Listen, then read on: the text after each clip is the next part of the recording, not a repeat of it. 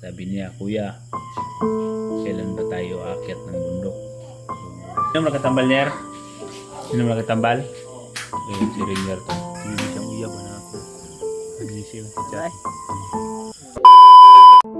Isang mapagpalang gabi po sa inyong lahat. So, lalong-lalo na po sa lahat na sumusuporta po sa atin. So, sa lahat po ito, no, lalo na po sa nag-rate po ng happy birthday sa akin. Maraming salamat po sa lahat po nagbati sa atin. Nakarawan natin yung kahapon, September 8. So, sabay po kami na birthday sa Mama Mary.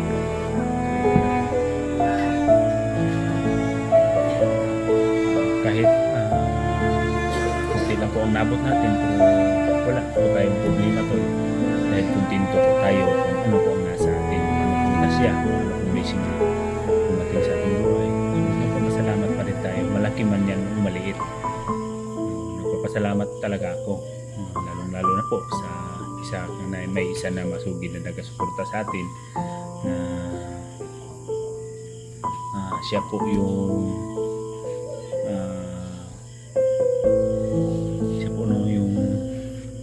nagbigay sa atin ng blessing. So, magpapasalamat talaga po sa kanya.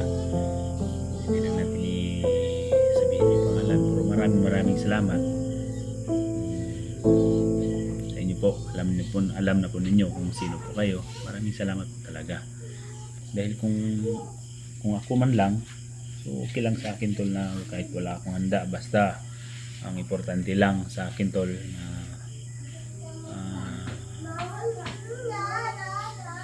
malusog pang katawan ko ba, at lalo na po yun sa pamilya ko, mga anak ko, asawa ko po, sa lahat po ng mga pamilya ko na talaga yung wish ko na sana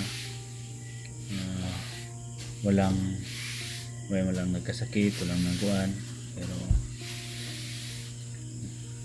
yan lang po tol, yan lang po ang hiling ko, pero hindi naman natin kuan na may mga mabukal din po siya na tumulong ba. So papasalamat talaga ako. So mag-iba naman tayo tol. So si Rainier tol, medyo kinapo talaga yung kanyang pakiramdam. So nag-usap-usap kami kaninang umaga. So nag-aaral siya. Punta na siya ng paaralan. So nakapunta siya doon. Hindi lang ako nagka-video tol ba dahil naiba yung nangyari. So habang nagbibideo na sana ako galing dito sa bahay, so papunta sana ng eskwelahan, pero naputol yung video ko at hindi ko naman naayos na pagkuha ng video dahil na-emergency po tol. So pag alis ko dito sa bahay, hindi pa lang din namalayan ba ng asawa ko na yung si Jasmine Alia po, yung pangatlong anak ko na mayroong maraming ano bang tawag doon kung sa Bisaya, binanurok rin tol dito sa liugan niya ba. So maraming nagbutoy-butoy, hindi ko lang ma-explain kung anong tawag din sa Tagalog.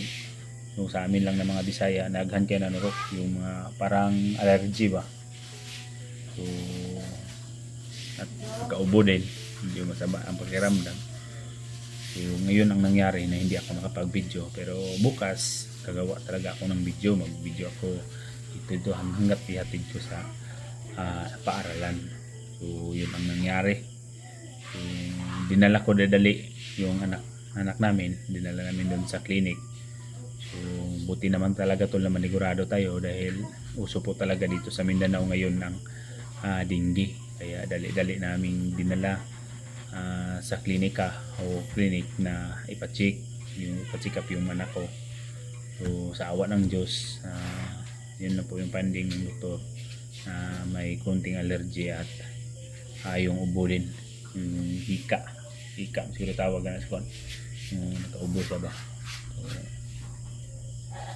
So nagagawa pa din natin ng solusyon, kaya medyo okay na po yung pakiramdam ng bata. May gamot lang na counter po doon sa dinadamdam ng bata. So pasalamat pa rin tayo sa Panginoon na yun na po ang nangyari. So, kanina tol, pag uwi ko, galing doon sa lakad namin. So, nakiusap na naman sa akin si Jano na sabi niya, "Kuya, kailan ba tayo aakyat ng bundok?" So, sabi ko sa kanya na huwag kang mag-alala doy. Diyan, huwag kang mag-alala. Mag pahinga lang muna tayo ng ilang araw. So, balik din naman tayo sa bundok upang pag-rescue sa kanyang pamilya. Dahil sinabi ni Rinier, maraming mga sinabi si Rinier tol. Medyo kinapagaramdam ni Rinier. Sinabi ni Rinier na narinig na lang niya yung mga sigaw na namakaawa yung pamilya ni Jano hanggat binugbog ng hayop na Django, binugbog. At sana lang tol na yung naisip ko na mali ba, sana naisip ko mali na sana iligtas natin na mailigtas natin sa lalong madaling panahon na okay pa po yung mga pamilya ni Jano. Dahil si Jano dito tol, matulungin naman siya na bata, magawa yun ng mga pagluluto, magawa naman siya, pero yung hindi pa rin mawala sa kanyang kuan ba na may mga panahon o mga oras na nag-iimot po siya na kumbaga malalim yung iniisip. So kahit sa akin naman tol, kung sa akin man yung mangyari, so kahit gagawa ng masaya, ingiti lang ako, pero hindi natin masisibay yung isipan at puso ng bata. Doon po talaga nakapokus sa kanyang amat na may pangako ko talaga sa kanya tol na pag may kunting pira ko, ipunta ko muna siya sa mall para makapagpasal naman yung bata. So bibilihan ng gamit, enjoy. Pag may sobra, pakainin ko ng Jollibee para makatikim din siya ba sa naranasan nila George at Rinier. So kibalin, dagdag na anak ko na po siya ngayon. So okay lang po sa akin tol, basta sa akin lang, tulong-tulungan lang dito. May mga lakad-lakad ako dito sa bahay, tutulong lang dapat sa bahay, tulungan lang. Kahit nagparami na yung anak ko, pero walang problema sa akin tol, walang problema sa akin dahil list lang pwede natin yun sa Panginoon. Basta importante lang na kagustuhan ko na dapat hindi lang sana lumaki ang kanilang mga ulo, sumunod lang sila sa anong gusto ko, at hindi sila lang dapat na lumabag sa batas. Kasi ako dito sa bahay to, may batas talaga ako sa kanila na bawal umalis na hindi magpaalam. Kung wala man ako dito sa bahay, mayroon man ako mga inisikaso, so dapat magpaalam sila sa kanilang ate. Kaya in case kung anong mangyari tol, malaman natin o may rescue agad natin. Dahil hindi na ako papayag tol na mangyari pa yung nangyari kay Rinier. Pinakamahirap po yun. Yung payo ko talaga sa kanila na sumunod lang at sa mga gawain ditong bahay, lalayan na lang kanilang ate. Magtulong-tulungan lang, hindi pwede yung may magpatamad-tamad. So kung mayroon may magpatamad-tamad dito tol, makatanggap talaga sila ng mga payo galing sa akin. Dahil kung sa tingin ko may mga hindi maganda na makikita ko sa kanila, hindi naman pwede tol na hindi ko sila dapat pag-aralan. So pag-aralan ko sila para po sa kanila po yun, para malalaman nila na hindi maganda yung ginagawa ko doon. Sa akin naman tol, sabihan ko sila yung nag-uusap kami na pag may makita kayo na hindi maganda, sabihin lang yun nila. Sabihin nyo sa akin, wala akong problema. Tanggap din tayo ng pagkakamali. Mali man tayo. Dahil tao lang po tayo na normal po magkamali tol. So, ganyan po talaga ako.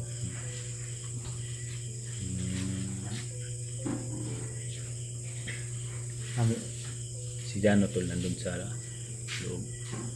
Nag-iimot ba dahil sa nangyari lagi. Hindi niya maiwasan na mag-isip talaga sa kanyang pamilya. So si George nandun din sa kabilang nandyan sa kanyang pinagawa kong kubo kanila sila Moko. Nandun sila. So pupuntahan natin para maipakita ko natin sa kanila.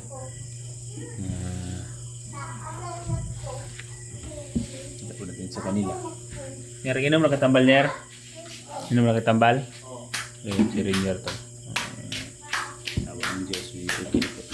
Kiram na pro. Napawagyapon siya yung mga ibang bati-bati. Okay rin. Panghipusan ninyo ni Kuan ha. Naman si Jano.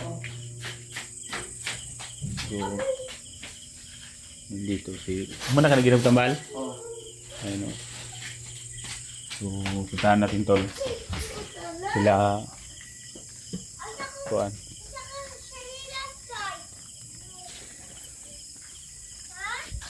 Kong? Yan si Mukong tol. Ang duyan. May kasamang kuring. May kasamang pusa. Tulog na si George. Ara na si cellphone si George. Charge din siyang uyab na natin. Hindi siya chat. So balik naman tayo sa loob. Na dito nag-inom ng tambal. Si Jano natulog na? Jano? Man si Jano. Kwarto.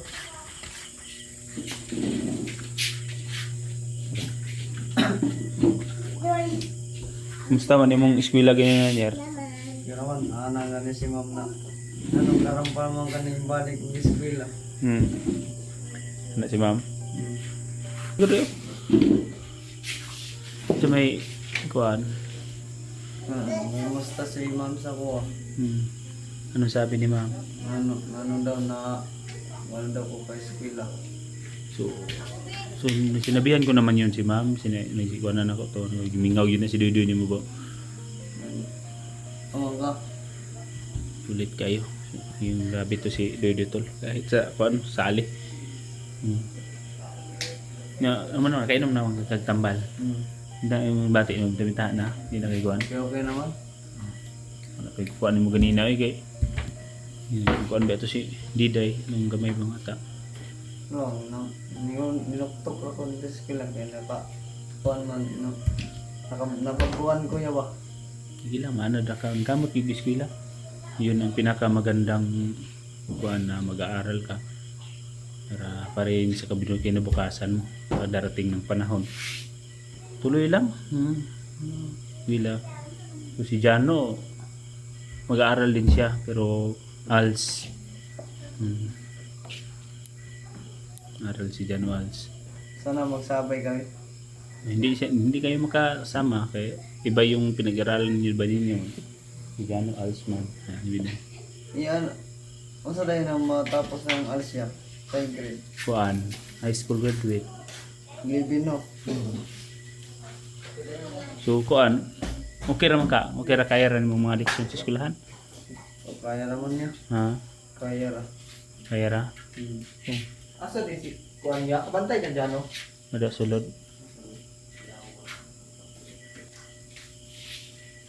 George. Nilaro ko George. Nangapi na na. Nagtsing man na nagchat-chat mo sa uyab. Nana ni uyab ba? Nangapi na. Yubor. Musta man yung eskwela lagi na George? Kamu?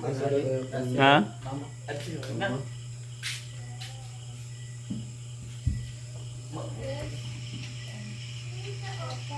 Bukan eskwela ganina dahil paglakaw na ako? Ano? Sina? Ugma, eskwela ka ugma. Sige. Ito pa. Ugma, sayo mong mata ugma kay eskwela man ka. Sinabihan nga niya ako ni ma'am na nasan daw si George. Sabi ko, ma'am, basa yung mga damit niya ma'am kasi naglabas siya. Okay naman, kaya naman ka ng eskwela. Kamot lang.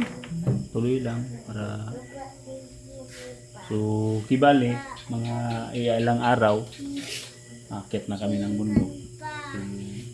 Akit kami ng bundok. Ay ba na. Ay magkuba na.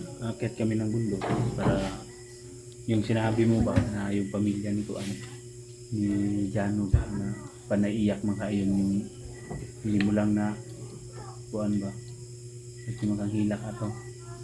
Ilag wala to gipang patay ni Django no. Oo, kakaila po siyang mama sa paggaling mo. Pero Iyag po. nadunggan ni mo tong Kuan. Kuan lang siya ta. Yun tol, mag-relax lang sa Pati ang kanila. papa ni... Si Renier, ibilin na natong ano. Eskwela man ni sila. Ilan George. Dili man na pwede na. Dili na to ni dalaon kay mga desisyon ni Mbako. Katong papa mga Indiano na ikulata permente sa bayming duwa. Uya to. Lang. Naktan yun ni mga kuwan. Oo. Katong kampo na gyud.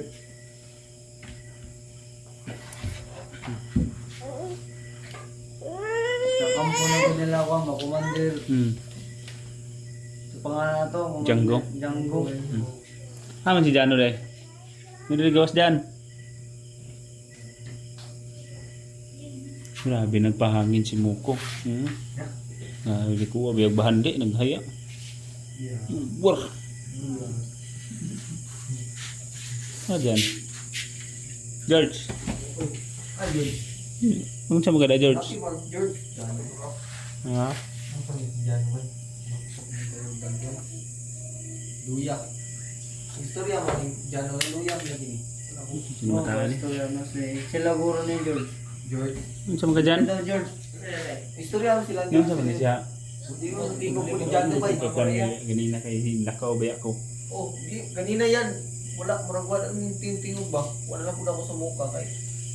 Tingting bakit? Doble ko na siya.